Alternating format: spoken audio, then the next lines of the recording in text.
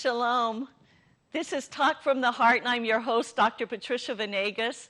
And today in studio, we have an amazing couple with us, Art and Mary Fernandez. And we want to welcome them today in studio. Art and Mary, we just are so excited that you're here.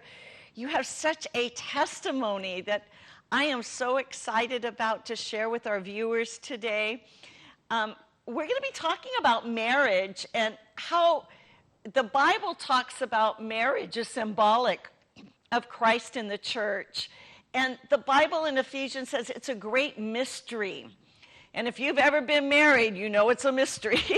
It's very difficult at times to co-inhabit with people. And the things that the Lord has done and shown us with Art and Mary, it's just an incredible testimony. And so we're so happy to share it with you today. And in marriage, the Father has taught us several things, that when we get married, we bring in our history, and I like to call it our baggage, that we don't unpack our baggage until we move in together. And then we see that there's things that we brought along with us that we didn't even know we brought along. And as we start unpacking that baggage, things can happen within the relationship because we're dealing with things of our past, hurts and pains, curses, spiritual warfare. There's so many things that go into that baggage. And so today we're going to be kind of unpacking some of that baggage as we talk with Art and Mary about their marriage and what the Father, the Elohim of Israel, has done in their marriage. So we're going to talk to Art first, because when he first came to the ministry, he was really hurting and their marriage was hurting. So we're going to let Art speak first. So Art, it's exciting to have you here in studio with us today. And we just kind of want to hear your side of it as being a man and what you went through when you first came to the ministry, what transpired, what was going on in your and Mary's marriage. Well, when we first went to the ministry, we were invited by my wife's coworker. And we were invited because she saw her crying all the time during break. And we were going through a very difficult time in our marriage. We were separated. We were married 2 years. And I believe we were already separated a year. And so right off the bat, everything unfolded in our marriage from day one. We started arguing of things that really didn't make any sense. And we were trying to fix the problem, but we always said there's something else that's occurring that we didn't know what was happening. So we got to the ministry, but we went to numerous counselors first. And a lot of the counselors were talking about the issue that was happening at the time. And my wife was saying, yeah, you're really controlling. You want to control everything that is happening in the household. You want to control the kids. And yes, I did have that problem. But I always felt in my heart it was something bigger than that was happening. And when we got to several counselors, they were making us discuss issues that were happening. In other words, resolving the conflict. And we would start arguing. We would start arguing there, and we would leave. We would get there okay, and all of a sudden we would get home, and we're arguing about things that happened. And I said, you know what, I'm not going back. We ended up going about probably 7, 8 different counselors. The last counselor that we went to, he got so upset that he said, you know what, you're right. You should get divorced. And we were at the point where we couldn't talk to each other. We were texting each other.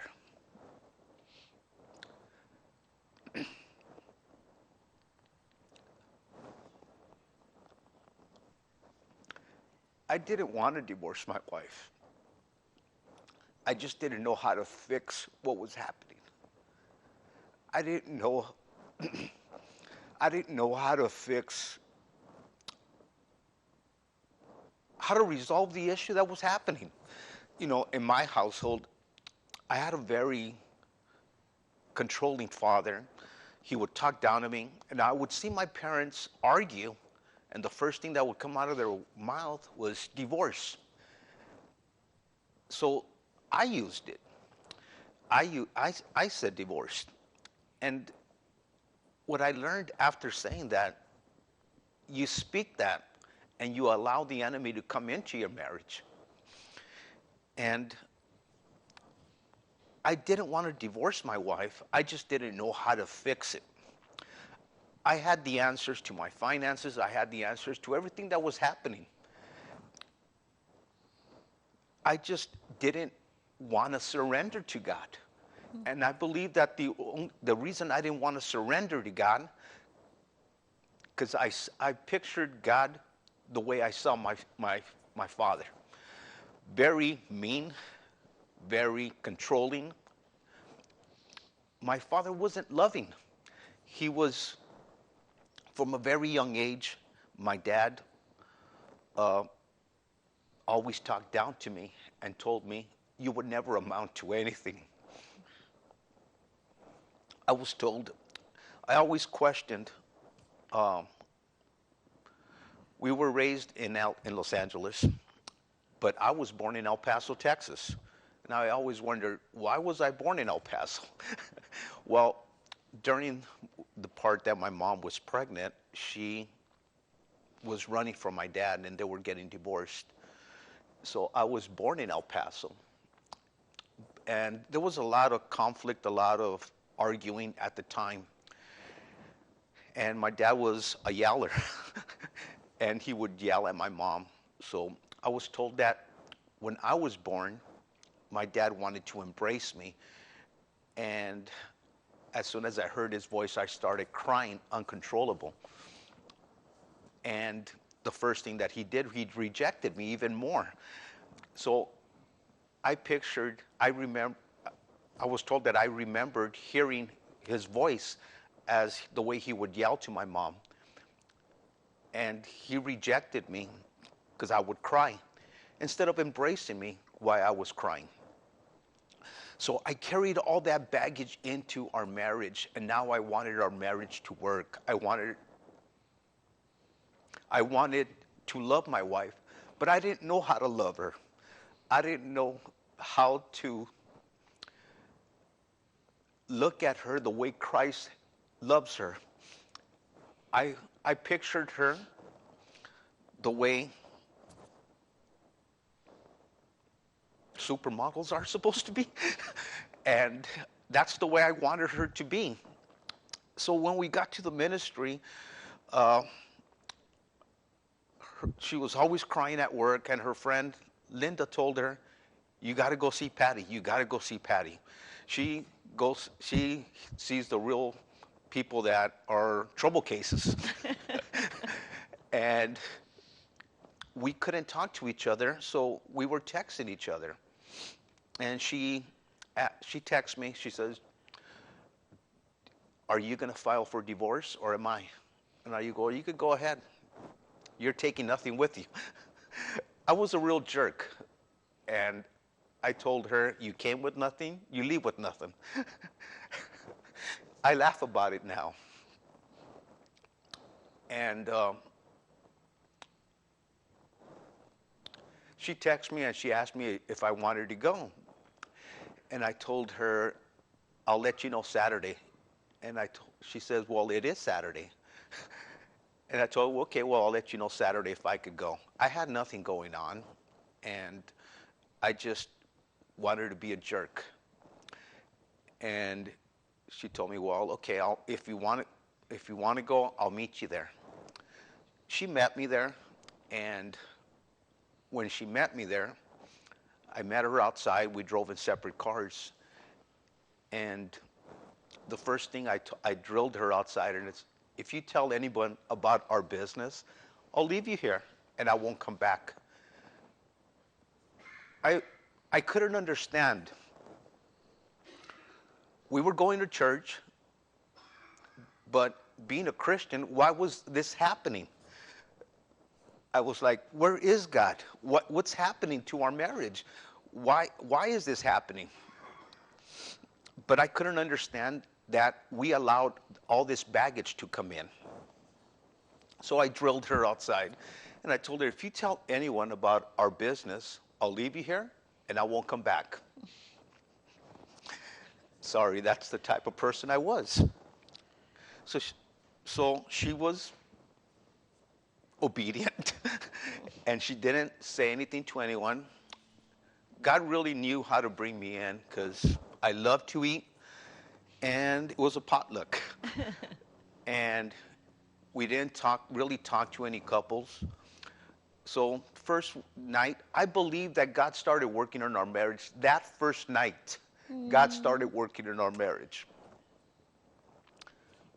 After that, we were talking on the phone. We started dating. And it was just going out to the movies, going out to lunch, nothing special. But God started working. God had a plan to restore our marriage. Amen.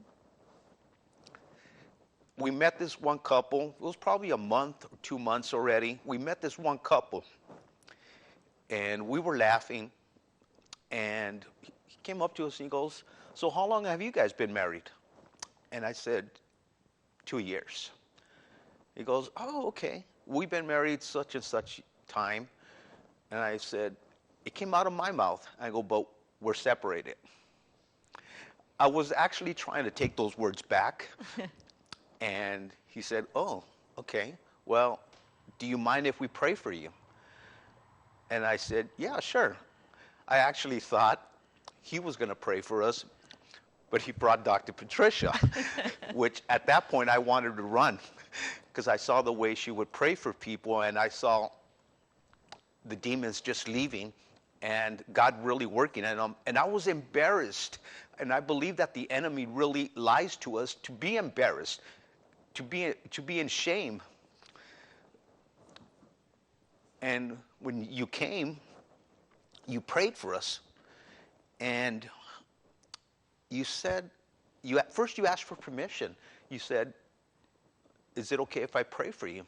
And I said, yes. And you prayed just a very small prayer, and you asked God to work in our marriage, and then you asked if we would be willing to come in for counseling. And I said, yeah, sure. And I started getting beat up after. I said, what are you doing? You already know how the 7-8 counselors went. What are you doing? She's a woman.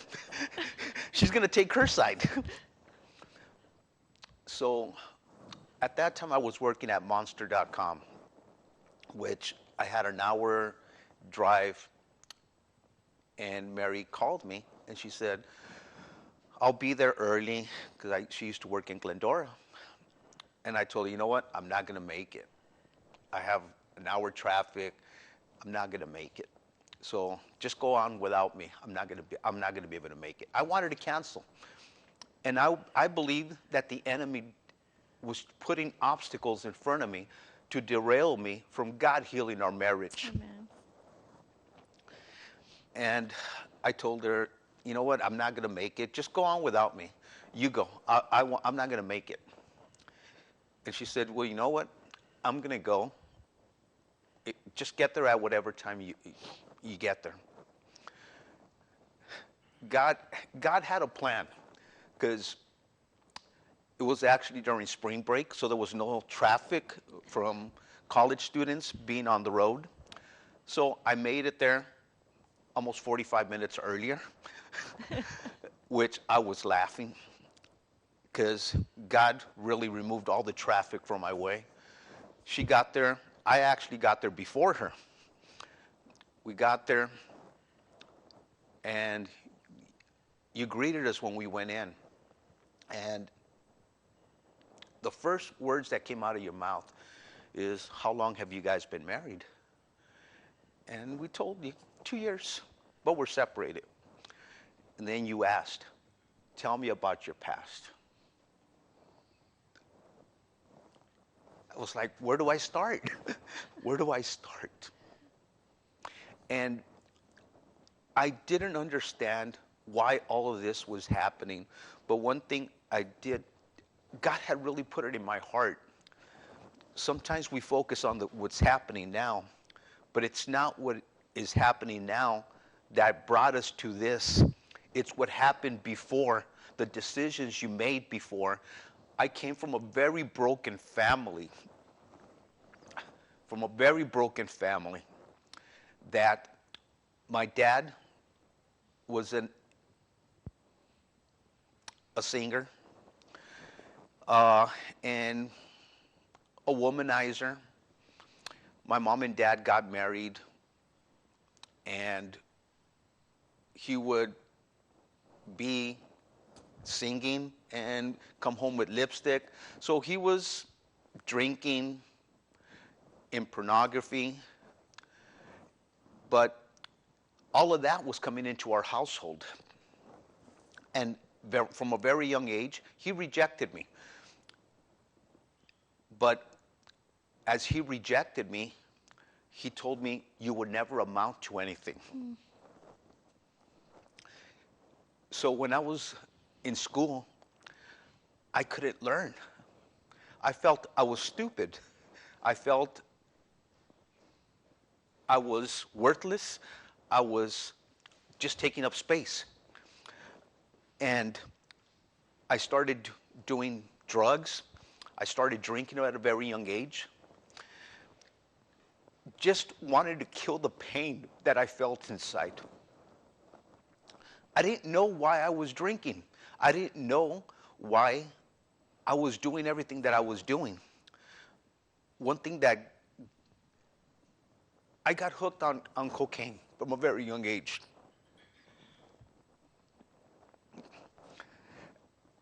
And the reason I got hooked in it, and I realize now that people get addicted, because it's a lie from the enemy.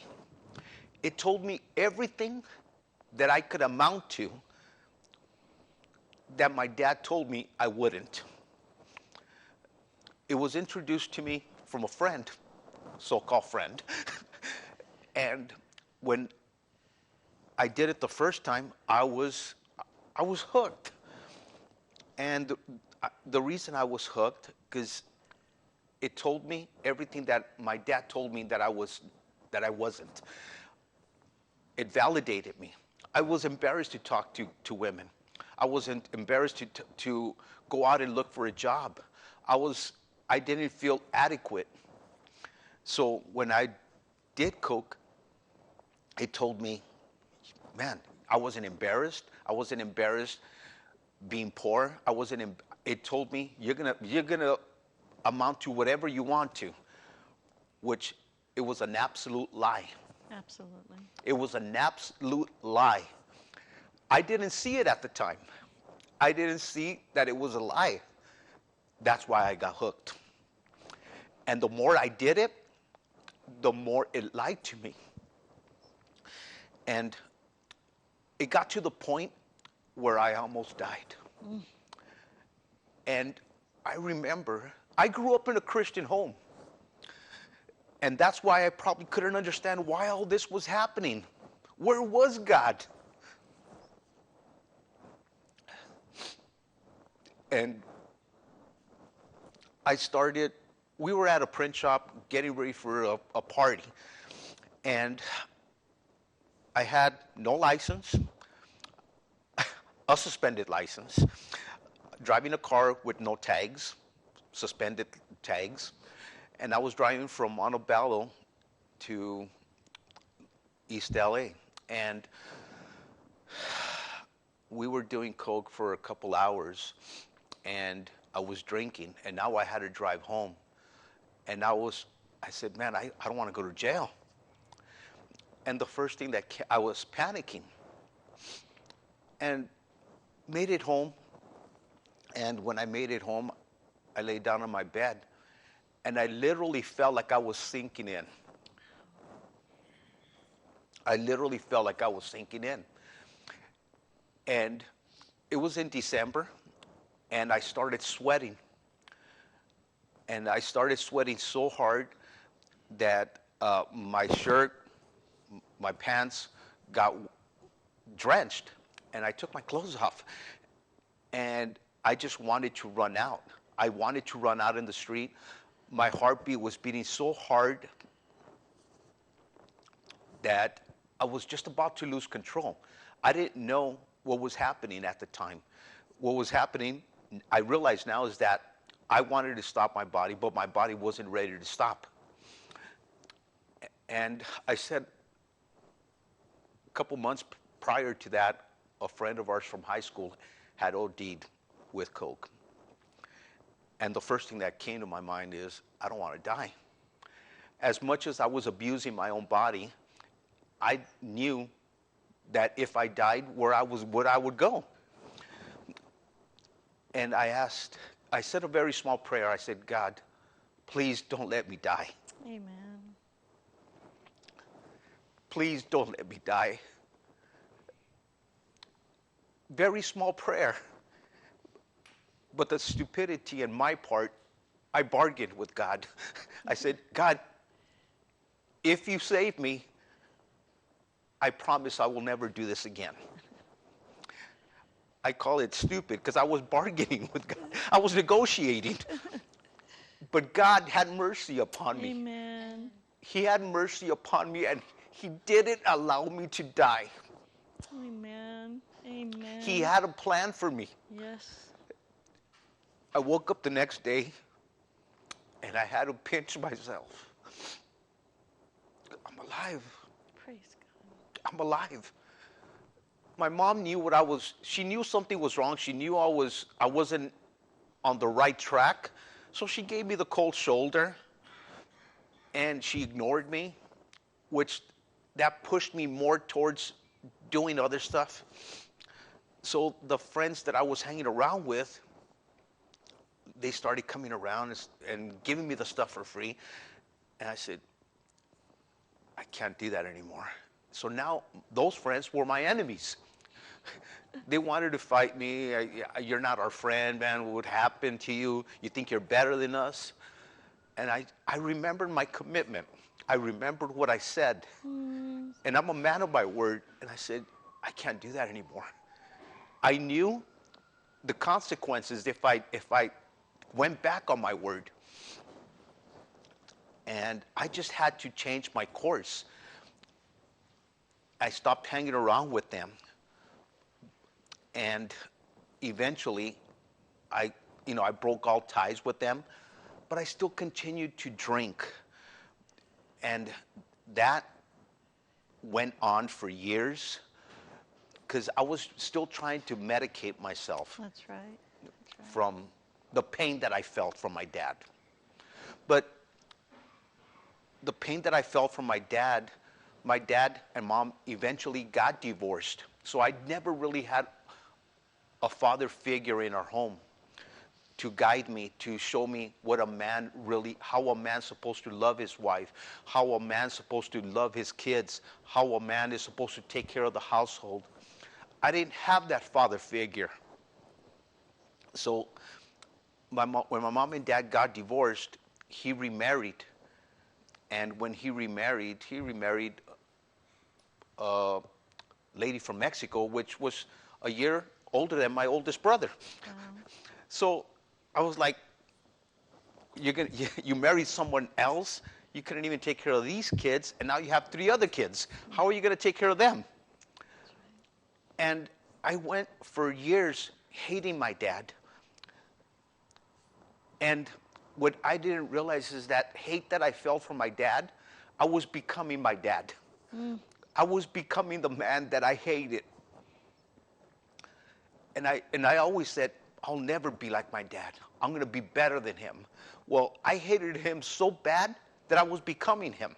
That's right. And Mary asked me one time, she goes, have you forgiven your dad for what he did? And I go, yeah, I forgave him. I forgave him, but I still held on to certain things that he did. That pain. That pain that he caused. And I was still holding on to those little things that he did. I wasn't ready to let go because it hurted me so bad. those little incidents that he caused me. I said, I'll forgive you for this, but I can't forgive you for that. I'll never forgive you for that. And when we were getting married, I met with him, and I told him, I took him to lunch, and it was amazing because we used to go out to lunch, and we weren't in a good place that we could be sitting there for an hour and both of us not talk. So eventually I said, I need to talk to him and just forgive him. Amen. So I picked him up, we went to lunch, and I told him, Dad, I want to talk to you. And I told him, Dad, I just want you to know that I forgive you for everything that happened when we were growing up, when I was growing up. And he started crying. And he tells me that when he was born, his mom abandoned him. Wow. And my dad grew up with a lot of hate towards his mom because she abandoned him. Wow. And his dad abandoned him. So we see that when we get married, we have a whole history that we bring into that marriage without even knowing how it's affecting us today. We are going to continue with Art and Mary on the next program, so we hope that you can join us. But before we go, I really want you to think about your relationships and how they're being affected today by your history, whether it's a marriage relationship or a relationship with your children or just friends.